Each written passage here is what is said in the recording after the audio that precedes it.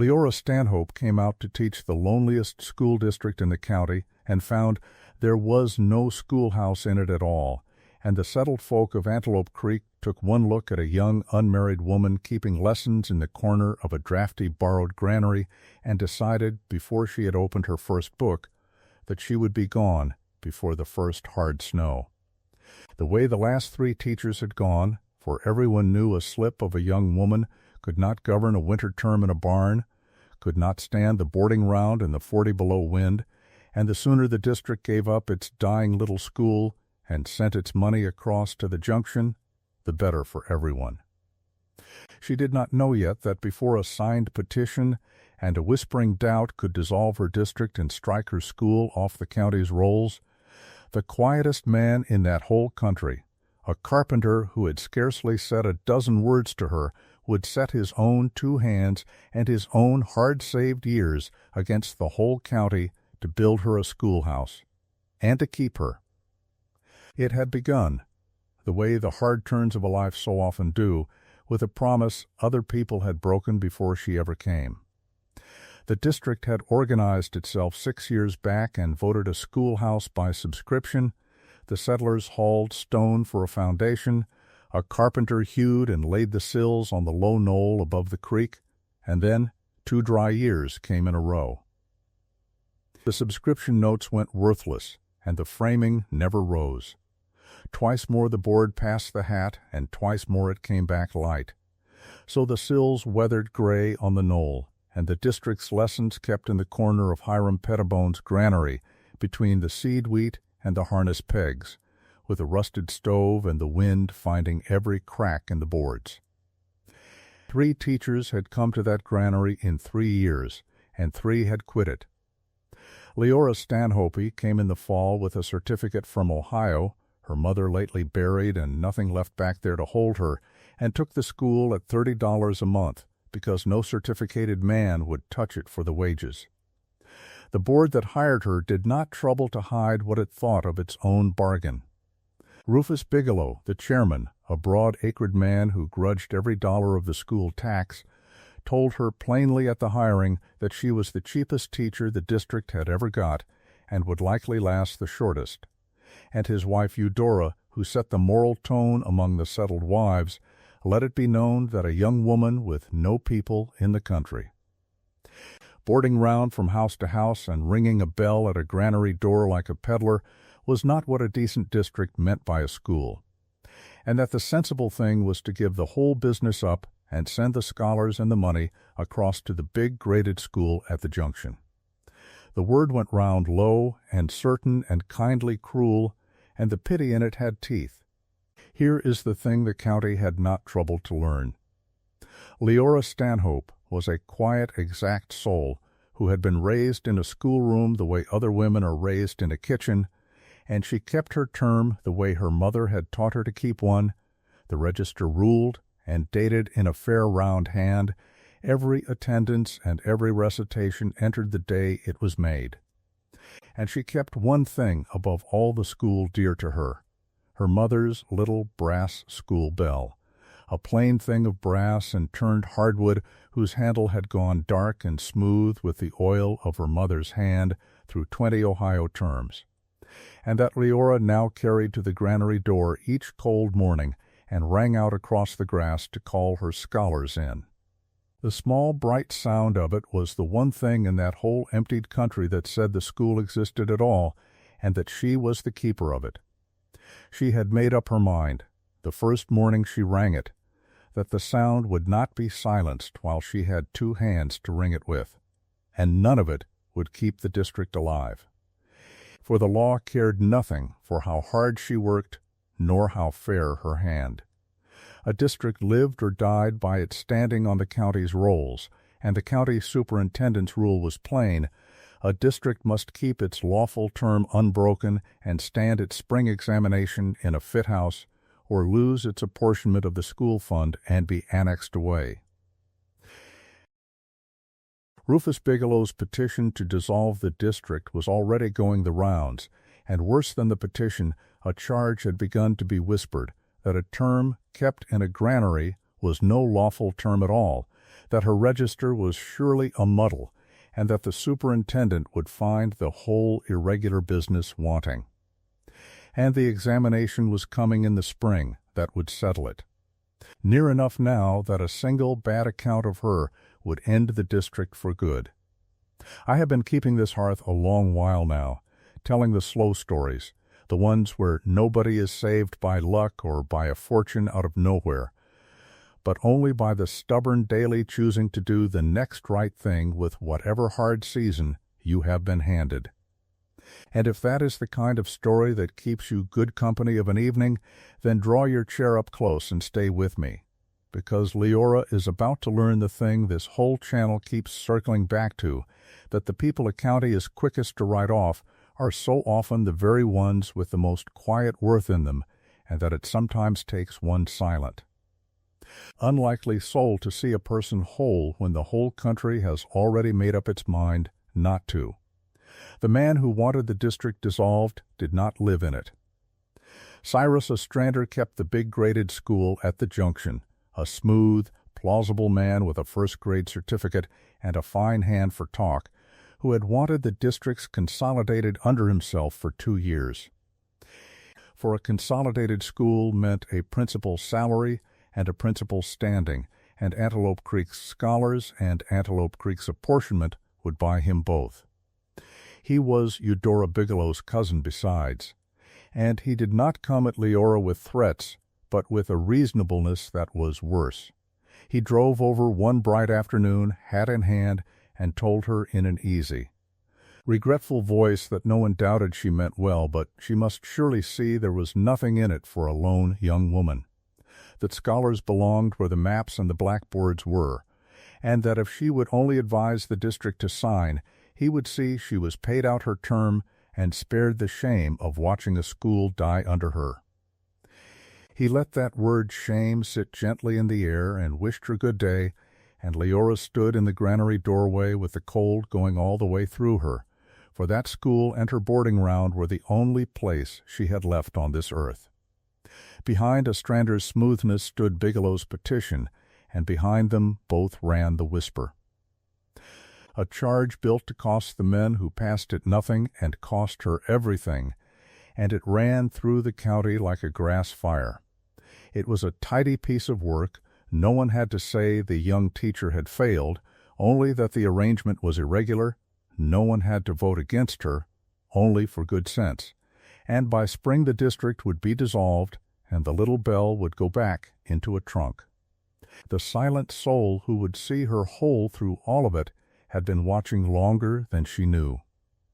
Garrett Sloane was the carpenter of that country, the closest-mouthed man ever to swing a hammer, a lean, weathered man in his middle 30s with careful hands, who had built half the barns and granaries between the creek and the Junction, including the very granary she taught in. He had never married, having got so far out of the habit of easy company that folk took his long silences for sourness. His father had been a joiner back in Indiana who prized his letters above his tools, and whatever Garrett Sloane knew of books he owed to a school somebody had once troubled to keep alive. And it was Garrett who had hewed and laid those schoolhouse sills on the knoll 2 years back in the subscription days, and taken half his pay in notes that went worthless, and said nothing about it, and hated the sight of his own good work weathering gray above the creek every day he drove past it. But Garrett Sloane had eyes, and what they told him. From the first cold morning he heard the little bell ring out across the grass was that the young woman the county had written off was no quitting kind, but the exactest hand that district had ever hired, who had gone on ringing her mother's bell at the granary door as if nothing on earth could move her. He understood 2 things the county would not say aloud, that Bigelow did not care a straw for the scholars but only for his tax, and that Ostrander's irregular term talk was a built thing the district had swallowed because it was easier than standing up for a friendless young woman. And Garrett carried a 3rd thing besides. A thing he could say to no one. The board had voted not $1 more for the building, and Garrett had turned down the Junction hotel contract that fall. The work that paid 3 times over and would have set up his own shop at last had settled the mill account and the window glass and the new iron stove out of his own pocket, and had begun to work into the wainscot and the desks, the black walnut and oak timber he had seasoned 7 long years for the house he meant one day to build for himself, letting it be understood that the old subscription fund had covered it all, so that she and the district would never once feel beholden. If you've made it this far into Leora's story, hit subscribe, because what happens next is the part I've been waiting to tell you. He said his piece to her on a gray afternoon when the petition had got about and she stood white and steady at her plank desk, pretending she had not heard of it. He stood in the granary doorway, turning his hat in his big, careful hands, and said the longest thing he had said to a living soul in years. It was not his business, he knew, and she could tell him so. But a district without a schoolhouse was a district the law could not find, and would not long stay a district at all, and he had laid those sills on the knoll himself, and a man got tired of watching his own square work stand gray and shamed above the creek. If she would keep her school through the winter, he would see a roof over those sills before examination day, whatever the weather and whatever the work cost him, and she need pay him nothing but the leave to do it. He made the whole speech to the brim of his hat, for he could not have made it any other way. Leora did not thank him prettily. She had been taught too young to lean on nobody, and a young woman alone had reason to be wary of a man's easy kindness, and her pride rose up and near sent him off with a cold word. But she lay awake that night over her register, and understood at last what he had truly held out to her, which was not charity and not himself, but only that the house would stand, and the term would stand with it. The very thing Bigelow and Ostrander had set out to take from her, and he had offered it without once making her feel small as a plain matter of work owed to work. In the morning she told him she would keep her own school and stand her own examination and owe him nothing but thanks, and the corner of his mouth moved, which on Garrett Sloane was very near a smile.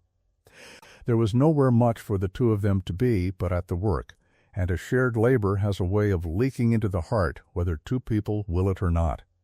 Every day when his paid work was done his wagon came up the knoll in the last light, and every evening when her lessons were planned she walked up from the Pettibones with a lantern and did what an extra pair of steady hands could do. Held the level and the lamp, drove pegs, swept the shavings into bright curling drifts. On the good gold evening in late October, when the framing was ready, they raised the ridge beam together, she steadying her end with both hands, and the long beam swung up through the last of the light and settled true, and neither of them said anything at all. And both of them stood a moment too long looking at it. He never once said that he had begun to time his day's work by the far small sound of her bell across the grass, and she never once said that she had begun to plan her evenings by the sound of his hammer on the knoll, and neither of them said a word about the thing that was slowly happening. The truest proving of it came with the January blizzard. It came down out of the north and shut the world to a white roar for 3 days, but Leora knew, as Garrett knew, that a lapse in the term just then, a string of blank days in the register with the examination hanging over the district, was the very thing the petition wanted, one plain fault to point at. The schoolhouse stood closed in by then, roofed and windowed but not yet warmed, and the granary stove would not hold against such a wind. And so on the second white morning she heard, under the scream of the wind, the bells of a team, and Garrett Sloane came up out of the storm whore, white to the eyebrows, his sled loaded with dry stovewood, and the new iron stove lashed under a tarpaulin, having broken his horses through drifts to their chests to get heat into the schoolhouse on the day the schedule said. So the record of that term would stand unbroken through the worst the winter had. They set the stove and fired it together, and school kept the next morning in the new house for the first time, the register ruled and dated same as ever. And she thawed him at that stove and did not make a fuss of it, for she had learned by then that he did not want a fuss made. But she had never in her life felt so plainly stood by, and the talk between them came slow and then easier, the way a cold room warms when at last the fire is lit. She found he was not silent for having nothing to say, but for too many years with no one worth the saying of it to, and if she did not press him the words came low and dry, and once in a great while very nearly funny. He told her of his father the joiner, who had prized a book above a board. She found herself telling him things she had told no one, of her mother's 20 terms, and of the life she had spent since always at the edge of other people's warm rooms. They both felt the change, and were half afraid of it, for a thing begun to save a school had no business taking root in the heart. It was the sawmill that let the truth slip, and old Enoch Slagle who let it. Leora had walked down to the mill on a thin, bright morning in March to settle what she believed the district owed for milled lumber and shingles and window glass, for she would go into her examination owing no man. And old Enoch, a wiry mill keeper afraid of no board chairman on this earth, looked at her over his pipe, puzzled, and told her, not knowing he was telling her a single thing, that there was nothing owing and never had been. That Garrett Sloane had settled every account out of his own pocket the day he made it, and that it beat him clean why a man would turn down the Junction hotel work that paid 3 times over and would have set up his shop at last, and put 7 years of his own seasoned house timber, the walnut he had stacked for his own stair and his own parlor floor, into a district schoolhouse's wainscot and desks, and then talk of following the railroad work west come spring, unless it was for something a man could not put a name to. And then he saw Leora's face, and shut his mouth 2 words too late. Leora walked back up the creek road with her ears ringing, and understood the whole of it at last. The quiet man had not merely built her school, he had spent the very contract and the very timber that were to make his own place his own, the shop he had saved toward all his working life, and the house he had seasoned wood for board by board, and done it in the dark, letting her believe an old dead fund had covered it, so that she would come through to her examination feeling she owed no man anything, and he had meant, she saw now, once she was safe, to follow the work west and out of her life. Leora, who had been taught too young to ask anything of anybody, felt something she had shut away since Ohio come loose in her chest. That evening, when his wagon came up the knoll, she did not hand him the lantern. She took up her mother's little brass bell instead, the sound his silent winter had kept alive on that grass, and she set it in his hand and closed his careful fingers over it and did not let go, and he looked down at her hand upon his, and then up at her face, and did not say one word, and everything was said. But the irregular term talk was still abroad, and Leora found she was not content to let it stand. Garrett had built the house and kept the term possible, while the county went on believing a strander's whisper that a young woman's register was a muddle and her school a sham, and that she would not have. The house could stand whatever the district thought. But the honest truth of her own careful keeping and her mother's way of keeping a term, she meant to prove herself, in the open, before the very people who had judged her. So she wrote to the county superintendent and asked, in her own hand, that the spring examination be held early in the new schoolhouse on the same day as the annexation meeting, and she sent word up and down the creek that she would answer every charge laid against her term to its face. The morning came, and a good part of the county gathered on the knoll to see the granary school found wanting, and the district voted away at last, with Rufus Bigelow in his Goodtown coat and Cyrus Ostrander driven over in his fine rig to watch the finish. And they found they had come to the wrong morning. They climbed the knoll and walked into a schoolhouse that smelled of pine shavings and beeswax, walnut wainscot glowing along the walls, and a row of true-built desks shining in the spring light. The soundest built schoolhouse, the superintendent said afterward, that he had inspected in the county. Leora stood quiet at her own desk, her mother's bell at her hand and her register open on the boards. And she did not make a speech.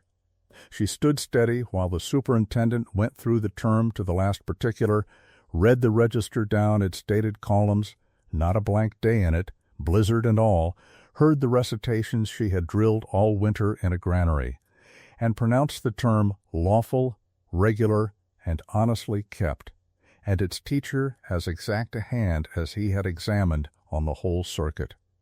Then he did the thing that settled it, and certified the district's standing and its full apportionment in her term's name, and the annexation petition, being founded on a charge that would not hold, died on the table without a second. Then Leora turned her open register around on the desk, and let the men who could read come and read the dates. Every day and every recitation accounted for in her own steady hand, and there was no cruel word in any of it. She only stood beside her own honest work, and let the county read the columns and see at last which of them had been telling the truth, and watch the color drain clean out of Cyrus Ostrander's face. And before the murmuring had died, Garrett Sloane stepped up beside her, hat in his hands, and said low but plain that he had done no more than finish work he had begun on those sills 2 years back, and that the school and the keeping of it were hers by right, and no petition could touch them, and the superintendent confirmed every word. There was no shouting and no triumph in it. The people only saw in plain daylight what they had been too quick to miss before. And a good many of the settled wives found of a sudden that they had somewhere else to look. The district kept its school and its name on the county's rolls, and Leora Stanhope's contract was renewed in her own name for the year to come, Rufus Bigelow abstaining with his face gone stiff. Ostrander drove back to his Junction, having reached for a thing that was never his to take and a lie that would not hold, and he had taken a post 2 counties east before the ground thawed, and the little bell went on ringing out over that grass every morning in her hand. Garrett had stood at her shoulder through the whole of it, and when it was over he did the thing he had never done, and turned to face her plainly where any who cared to could see. He did not make a speech, that was not his way. He only said, low, but not so low that Dorcas Pettibone a step away could not hear it, and later gladly tell it, that he had promised himself in the fall to see her school roofed and her term safe, and then follow the work west and trouble her no more, and that he had found he was a liar. For he had no wish to work any road that did not have the sound of her bell at the end of it, and that the contract turned down and the timber given over had been his own doing, and he was sorrier than he could say for the deceit of it, and gladder than he could say that his own 2 hands had built her school. And Leora looked at the silent man who had spent his one chance at a shop of his own, and 7 years of seasoned walnut to keep a school alive that was not his to save, and she did not make him ask her twice. They were married in the first green of June, in the schoolhouse they had raised between them, the Pettibones in the front desks, and the morning sun coming clean through the windows he had glazed and set with his own hands. And when the wedding folk had gone down the knoll, Leora stood in the doorway and rang her mother's little brass bell once, clean and far out over the greening grass, and set it back on the small carved walnut bracket Garrett had made for it beside the door, where the low gold light would find it, so the sound of the school they had saved between them would go on ringing out over that country inn. Her hand all her days. She taught in that house beside the quiet man who had put his own years against the whole county to build it, and the bell never failed of a morning for 40 years, and the wives who had once written her off sent 2 generations of scholars up the knoll to her door. A doubt, it turns out, is the smallest measure of what a person is worth. And the cruelest thing a county can do is decide who a body is before it is troubled to know them. So here is what I will leave you with tonight, friend. Before the lamp burns low, when the world has already decided you will fail and handed you a granary instead of a school, do you let their doubting and your own hard pride drive you back to where you came from? Or do you trust the right quiet soul to build beside you through the hard season and stand with you into the easy one? Tell me which one you would have chosen, and pull your chair up to the hearth again soon.